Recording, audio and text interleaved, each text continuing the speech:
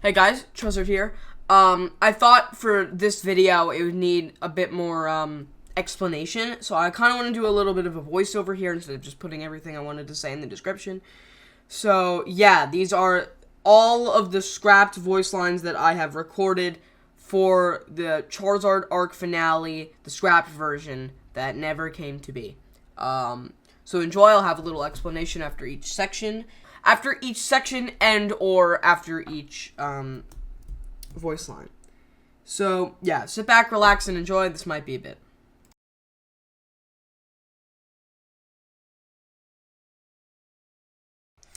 So before we start with the voice lines, I'm going to give a little rundown of the synopsis of what this planned scrapped finale was going to be.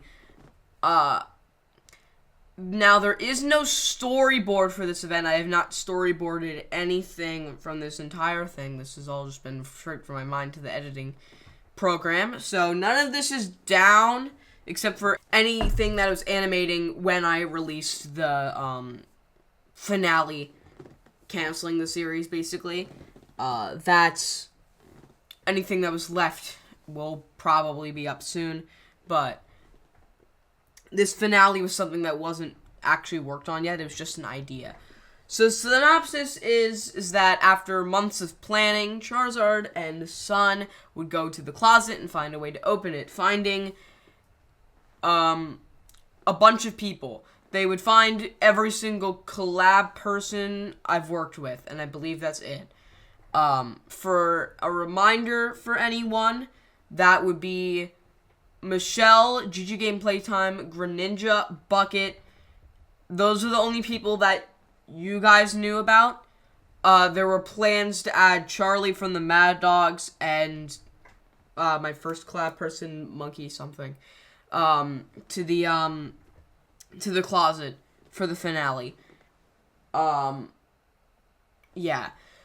The plan was then to have them come out of the closet and gear themselves, and then, Clone Riggy would bust through the room and would chase everyone into my main, computer room area, in which all the people in the closet would go and fight, Clone Zard and Clone Riggy and Moon, and also the robotic versions of GG Game Playtime, and maybe Charlie from the Mad Dogs if I could get him on. It was weird. Everyone would then have this epic battle together featuring the music that I've already posted on the channel. There was plans, I believe, there's plans for, I don't want to reveal too much because a lot of the stuff is going to come from the voice lines. But basically, Bucket would, sit in the corner and eat popcorn while the rest of the people did stuff. And then, at the end, there would be this huge fight and, blah, blah, blah, blah, blah, and they would do all this stuff, and at the end, they would go into the computer and go through all the different dimensions that I had. I don't know what the heck I was planning. There's something with Voidcorn and Newt. Freddy, that's his name. Totally original name for the Newt from Baby in Yellow. They were planning to do something related to the computer. I forget what. Anyway, it would end with, basically, Clone Riggy being dead, because when I first thought of this, Clone Riggy didn't die in the finale yet. And then, a bunch of my friends would hit him around, and they would hit him into me, and the plushie would kick him off the corner. Kick him into the void, and Bucket would stop eating popcorn and zoom over and, punch him down through the void. And then, at the end, the plushie would come up to a cage, and, actual me would be in it, and then I did a face reveal. It was weird. It's not a really good concept. That's why I ended up canceling it. It wasn't just, speaking to me. But that's basically how the episode would go. I did omit some details on purpose so that it's not spoiled for the voice lines. But with that done, let's get right into our first person.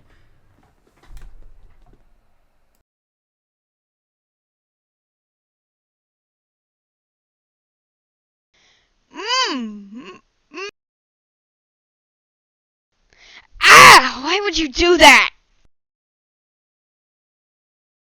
I don't want to fight.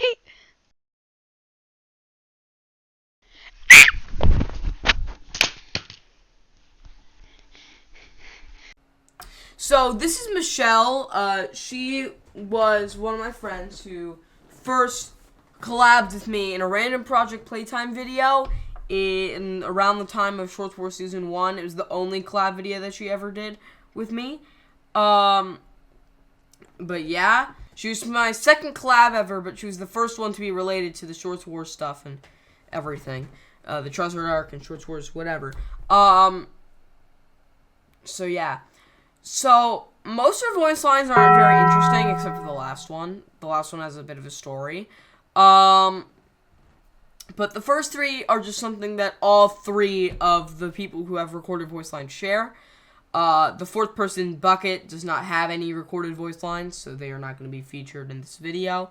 But yeah, the first three, which are taped, ripped, and question, are all things that every single person has for their voice lines in response to when Charizard comes in and finds them, taped in the closet, and then, rips the tape off of their mouth and asks them if they want to fight.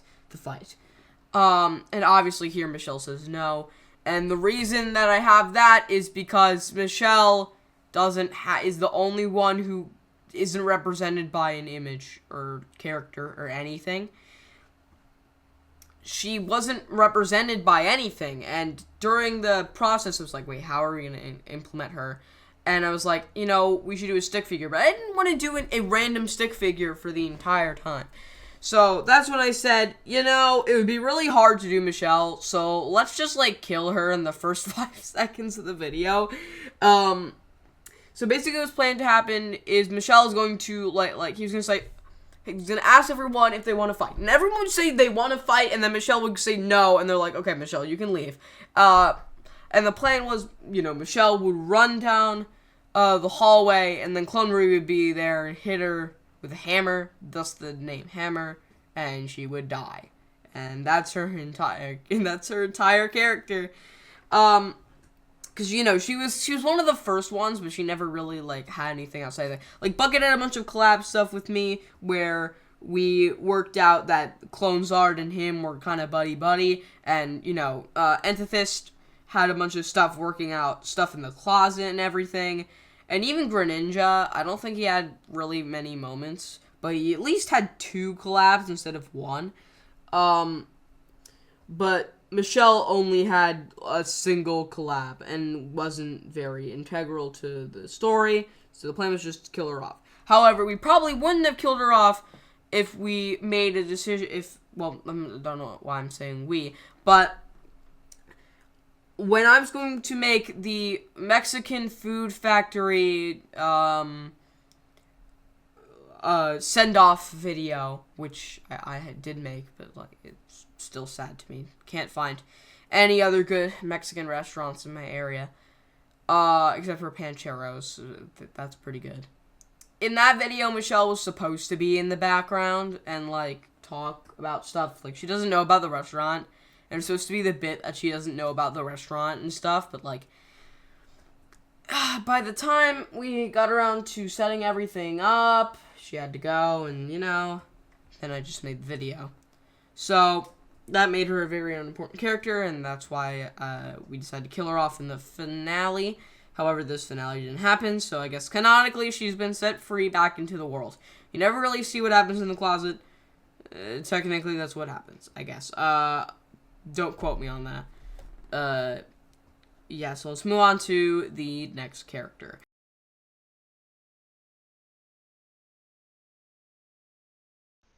Ah! Oof!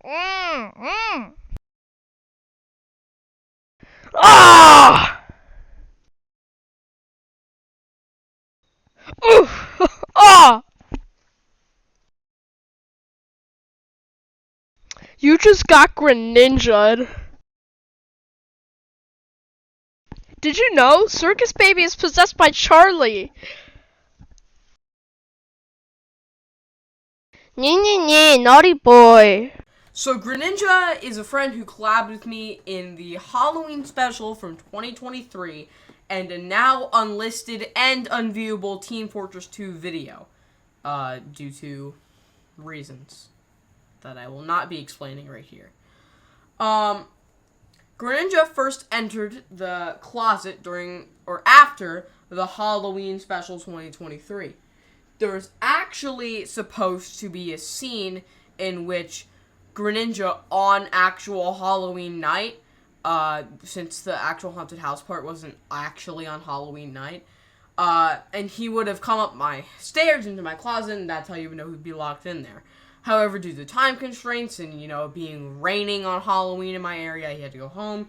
And therefore, he just kind of showed up in there, and I forget if I explained or not how we got in there in the actual video. Him going home did not stop me from recording the intro and finale on Halloween, but it's still cool to know that there was a scrapped scene there that everyone was supposed to see and never ended up coming true. So, Greninja's lines here are actually very interesting. So, I actually kind of lied about the question. I thought everyone had a question line, but I guess, I don't know why I want to say Matilda. Michelle, I guess is the only one who has a question one. I guess they're supposed to nod instead of a verbal response. That's my current theory. However, they still have a taped and, he still has a taped and ripped sound. And, that's just basic. And then this is the first instance of a damaged sound, which is also present in Entithist's, voice lines. And damaged sound isn't very much anything interesting, but it's just the first sign of, GG Game Playtime's one as well. So then we come to the line catchphrase. It's just a basic taunt, basically. You just got Greninja. It was something he came up with. Also, holy zesty, by the way. I remember sitting down with him, doing this, in 2024, and he was, so zesty on the delivery lines, and I was like, yo, what? Then we have Wrong. Wrong was a really stupid joke about the FNAF lore, and at the time, he thought he was well versed in it, but he had some stuff wrong. He had his own theories, and I remember I was like, you get a lot of FNAF lore wrong sometimes. So how about you literally just make a line about that? And the joke was supposed to be he was gonna say that in the middle of battle, everything would have stopped, and everyone would just say no. And it's very cringe. Holy. I'm getting, cringe ripples right now. But it was a very weird idea. This voice line was actually used in the tape.mp4 video in, I forget what time was it, but I'll get a picture and I'll show it on screen, definitely. But yeah, it was a very weird idea. Yeah, and then the last voice line is responding to Moon saying naughty boy. And again, very zesty, holy crap. But, Moon says that line all the time, just, so that's about it. That's about it. He doesn't have as much cool stuff to explain as, Michelle, because Michelle dies early on. And I have the whole explanation of the hammer thing, because I've never shown that. But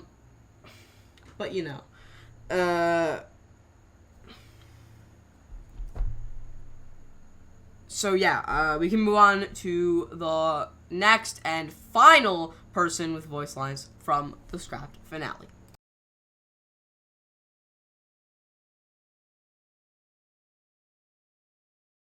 What the hell, bro?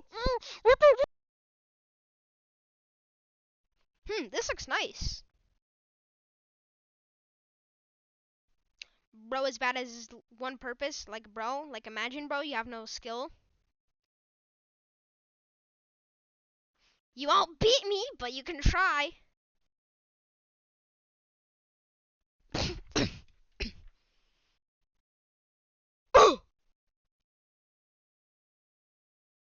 Whoa, what the? So GG Game Playtime was a person who collabed with me first in a Lethal Company video alongside Bucket. He first entered the closet after getting teleported right after that video, as seen in the one on my channel and the one on his channel. However, he deleted that video because he wanted to rebrand to Antithesis, and I respect him for that. From now on, after this moment, I will now refer to GG Game Playtime only as Antithesis, just because it sounds better than GG Game Playtime. Like, holy crap, it sounds better. So yeah. Antithesis was one of the most involved people in the Charizard arc alongside myself, and he stayed over and he helped me work on stuff, and he's in a lot of things that were scrapped, but also a lot of things that weren't scrapped, you know? And his voice lines are some of the most interesting by far, and they reflect how involved he was in the project. So obviously you have your, voice line 5 and 6 damage sounds, and your voice line 1, which is your taped sounds. But you have other really interesting sounds, like the one right after taped, which is called Sword. Now, Sword was supposed to be in this scene where after he escapes the closet and they were about to fight Clonezard, he goes to my box of stuff, like my box of props and whatever, and he grabs my golden sword, and on top of the golden sword was supposed to be a ghost mask from Call of Duty. As of now, he has taken that home with him after the cancellation of the Charizard arc and everything. But it was supposed to be that he was going to wear it because he was very sensitive about showing his face, even though he already showed his face before. I wanted him to show he was the only one that was allowed to be an actual person, basically. As he was the only one who's ever showed his face before, and a lot of stuff reflected that. The secret video linked in the Lethal Company video had him with his face, you know, and being shown, and a lot of the stuff that I worked with him with had him actually present and not just a picture. And it was very freeing to work with an actual person instead of, you know, a picture. It's just freeing, man. And, you know, he's sensitive to showing his face, so I thought for the finale, because we're gonna have some crazy movement, he should just be wearing a mask. So, yeah, that's the plot behind that line. The next line I have is clapback.